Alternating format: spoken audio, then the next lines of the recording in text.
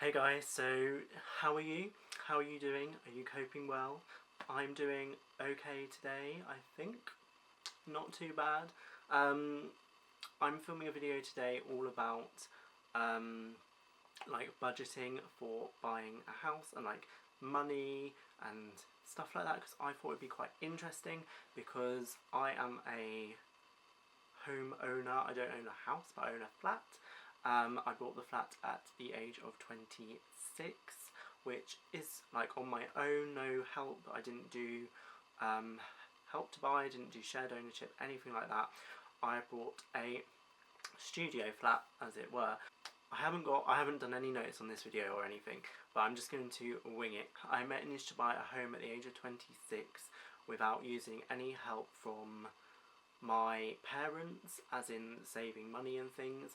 They did buy me moving in presents, which I suppose I'll get onto. I didn't use the help to buy scheme and I didn't use share ownership. I'm based in the UK and I'm based in the south east of England in the home counties north west of London. So house prices here are reasonably expensive. We are an hour away from London and it's commuter territory. So that's like premise on where we are. I was very fortunate and I was able to live at home I was very fortunate I was able to live at home after university until I bought my own flat.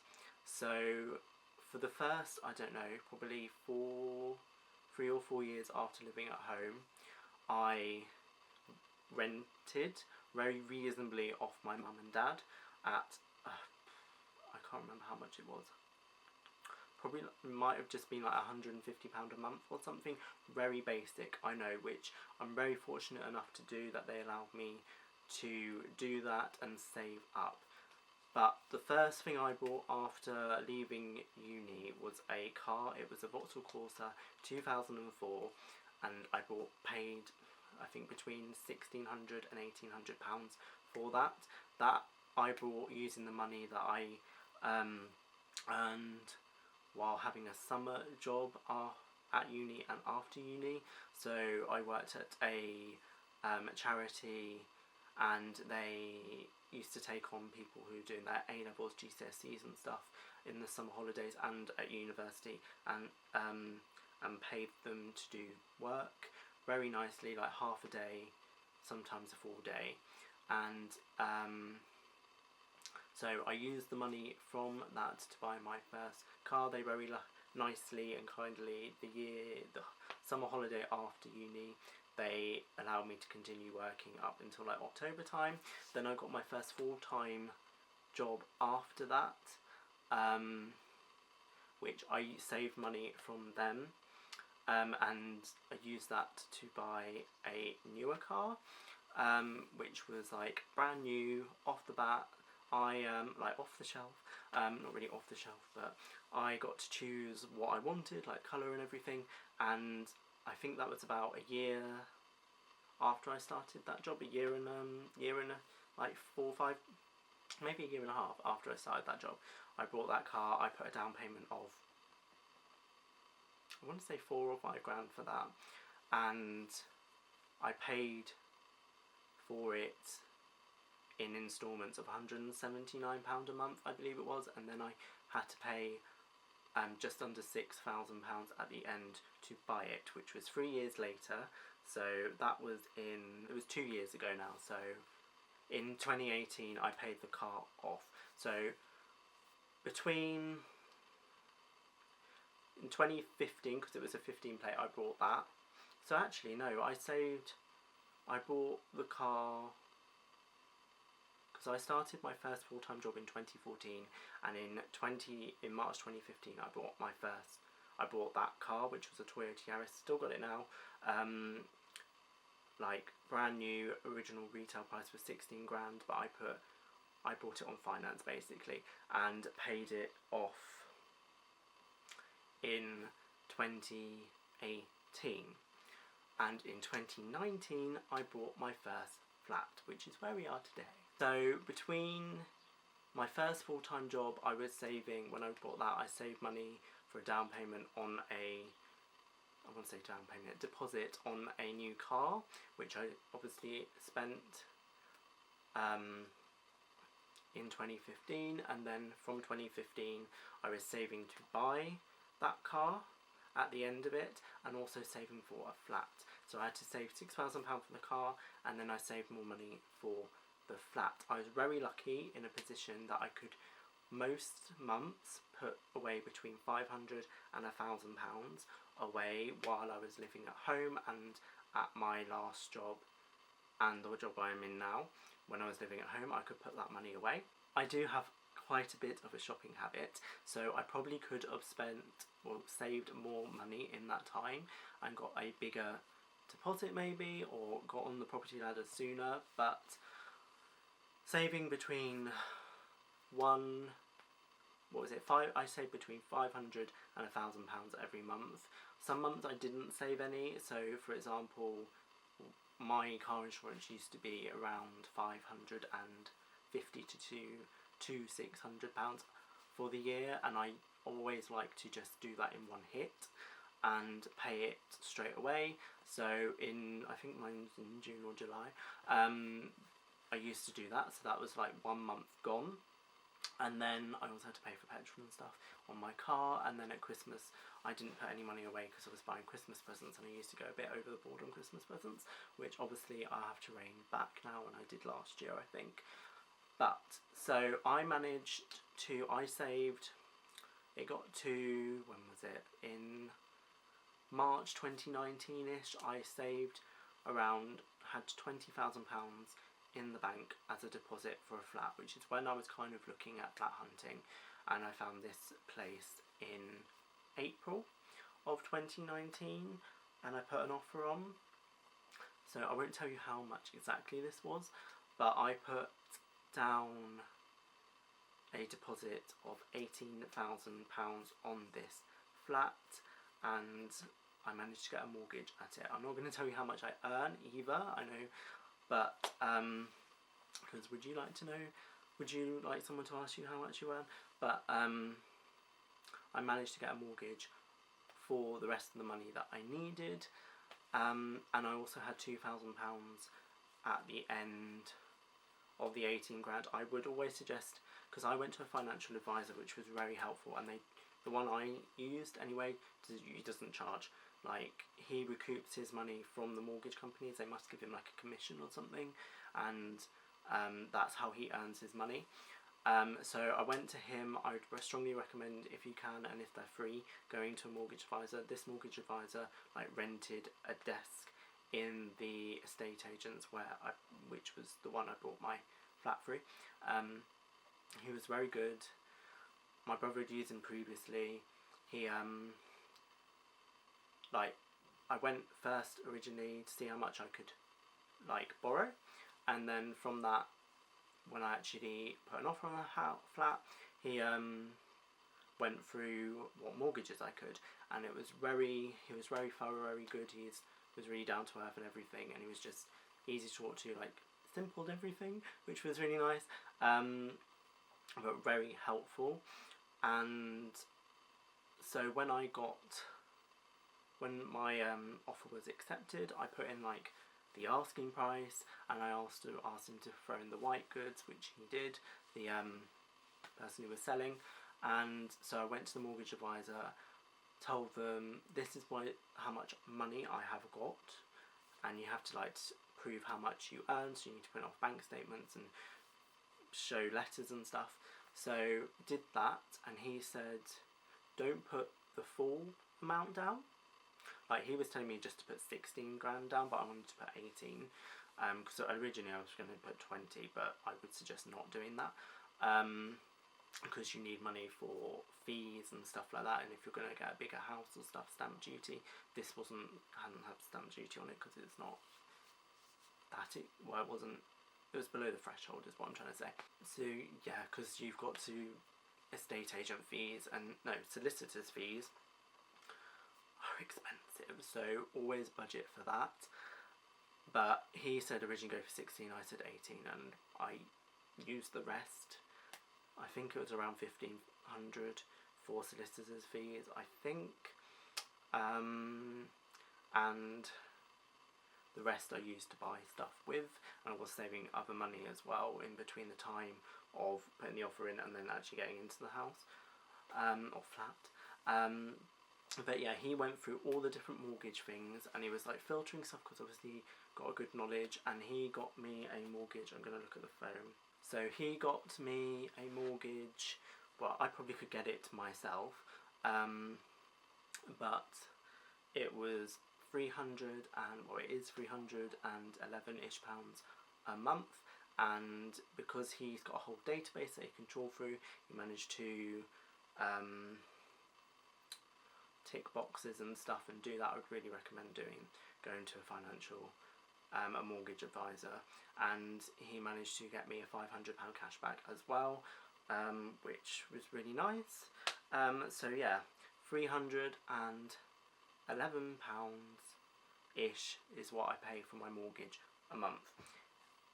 I'd also recommend, before doing all of this, is using mortgage calculators online. Most banks have them. You don't have to submit any details or anything, any statements, but it's just really helpful to see how much you can actually borrow, and it is pretty true to what you can actually borrow, because when I went to the mortgage advisor, it was the same, and saying, oh, you can borrow this and stuff like that. So that's always a good thing to go to first. So my monthly breakdown, I'm not going to tell you how much I earn and have at the end of the month left, but I'm going to go through how much I pay for stuff. So as I said, my mortgage is £311 a month, which is good. If I was renting the same place, it would be double that.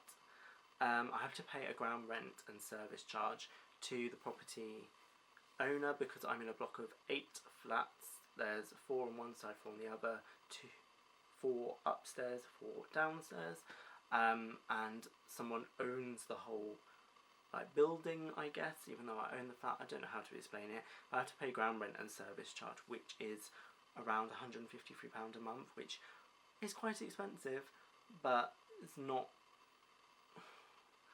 It is quite expensive. It's on the high side, I think people have told me, but what you gotta do. And then I pay council tax bill, which is around between £90 and £100 a month. I am a single person, so I've got a single person discount, which I'd highly recommend people looking into. If you don't do that already, it's just really good to get £10 to £20 discount a month. Water wise, I pay £17 I think ish a month, which is fine. Electric, now this is the difficult one. When I first bought the flat, I won't tell you who I go with, but they were trying to quote me £75 a month, and I was like, no. So I got it down to 33, but I don't have central heating. I have storage electric heaters, so it does use quite a bit, and I was paying £33 a month. And then in February time, they said it's going to go up to 57, because I do submit a meter reading every month, which I advise you to do, which is just a good way to keep track, and I have a whole spreadsheet and everything. So I do now pay £57 a month, I believe. I haven't got it on my running list as that, but I think it's around that. But then once I go submit some more readings, now I'm not using the heating, hopefully it will go down again, and it will just fluctuate like that. It does fluctuate like that, whatever. I pay everything by direct debit, by the way, just so it goes out.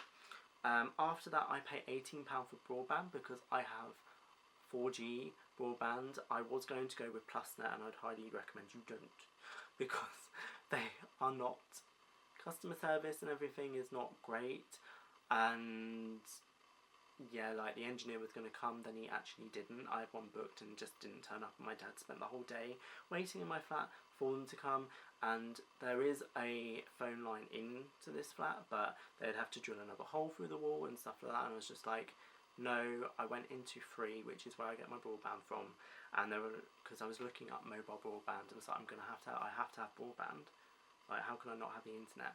And I managed to get a mobile one, and if I signed up with them for my phone, I got it cheaper, so I pay £18 a month, and it is actually very good. I can stream Netflix, anything, really fast. Completely happy with the mobile broadband. Their service coverage on the phone, on my mobile, isn't great. I pay £13 for my mobile phone contract a month, but I'm not paying for the actual phone anymore. I bought a phone at Tesco, which I really recommend. I love Tesco Mobile, and they use O2 Signal. So I paid off the actual phone, and then I just pay £13 for mobile, which is 12 gig of data a month, and then unlimited text, unlimited minutes, so it's really good in that respect. But some of the mobile coverage is not great. And then I budget £130-ish for petrol a month. At the moment, because we're in lockdown, I haven't filled up since the 20th of March in petrol, so I'm saving that amount of money a month, but I just budget that because I commute probably, I have a 20-mile-ish commute there and back to work, so that's what I budget. Then I budget £120 for food-ish. Depends. I'm not too strict with food. I don't like some weeks, when I'm like, oh, my basket's 40 quid, I'm a bit like, but I'm not overly strict with my budget. One week I managed to do it for like £15. Past week, just now, I've done it for 22, but it depends what I'm buying, what I need. I don't buy the same thing every week. If I don't need juice and stuff, because I've already got juice, I tend to buy juice in twos, because that's what the deal in Tesco usually is, like 2 for £2. Like I buy that usually lasts me a week and a bit, so I don't buy that. I don't buy meat every week, just stuff like that, so it really depends on that. But I budget £120-ish, which is usually about £30 a week, so it just depends. Then I budget £8.99 for Netflix. I think that's how much it is. I'm not sure if it's gone up. And then I budget £10 a month for Apple Music, because I use Apple Music. Really love it. If you've got an iPhone, I'd recommend it. I used to use Spotify we're talking like 10 years ago, so I can't remember, and I used to just have the free one. I'm not sure I'd go back to that, because it's just another app that I'd have to use on my phone, and there's not much on there.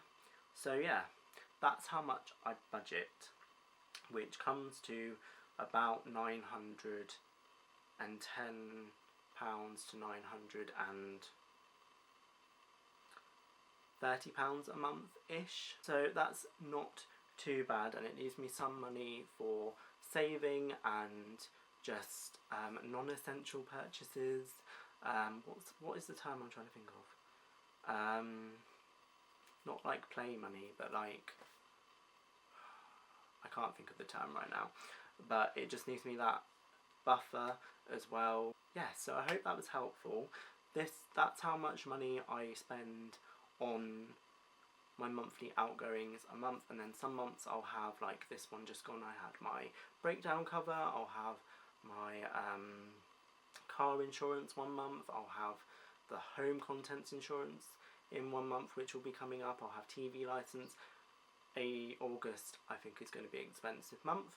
I haven't budgeted any of these really, and I'm going to have to put a calendar on my list on what months stuff goes out. Like my antivirus thing for my computer went out this month, just gone, because I like to pay for the premium stuff. Office 365, I buy that, so that will go out. I think that is all the expenditures. The car insurance will be the most out of all the monthly ones, so it means I can't save that much money each month, and I do like to save between 300 and up to 500 if I can each month. Normally I wouldn't be able to save 500, I could save 300, that's okay, if I didn't have one of the big monthly expenditures going out. At the moment I'm putting, like last month I managed to put £600 away, because I don't have the expense of driving and petrol and things like that. Also need to put on the list is MOT and service charge, because that was really expensive. That was like 400 quid, because I needed new tyres and stuff. So it's expensive being a homeowner, and especially when you've got all these other costs which I'm going to have to budget on like a list, put it on my fridge, and like this goes out this month and stuff, so I can budget like that. So I'm good at budgeting in terms of I've got a list of everything that my normal expenditure for the month, but those additional ones I haven't. And food wise, I don't really stick to a strict budget. I just put what I don't go overboard. I buy a lot of fruit, so that puts the price up, and yeah, so food wise I don't normally stick to, and like I don't have a strict budget for food. I go off piste quite a lot. Like there's a particular pizza I really like, and it's a bit more pricey than would pay, and like I do eat out a bit. I do have takeaways. Like I don't stop that kind of stuff, so I'm not particularly overly worried about money as long as I've got enough to pay, and I always have a reserve. I like to not go below, in my current account, below 1,000, but I mostly do every month. I don't like going below 800 really, but I would like not to go under 1,000, but under 800, so that you have that rainy day buffer money is what I try to do, which I know is a very privileged thing to do, and I've never had an overdraft or anything like that. The only debt I have is my student loan and now a mortgage, and when I had my car, that was the only debt. I paid that off, so I think I am very good in terms of money that way. So I hope this was a helpful video if you're thinking about saving for a flat, how much deposit you'd need. The deposit is like 10%, which I put a bit more than 10% down because I could, and I had that budget too. But yeah, hope you found this helpful. Hope you're all staying well. I just thought it would be a really interesting video to film, so I did. So thank you guys so much for watching. If you're not already, please subscribe. I do more videos like this. I do hauls. I know I've got one coming up when something comes in. I do outfits and videos and vlogs and stuff like that. Also follow me on Instagram because I do post a lot of outfit videos on there, and stuff normally goes on Instagram before it comes here. So if you want a sneak peek, go over there. And yeah, I hope you guys are well. Thank you so much for watching, and I'll see you next time. Bye.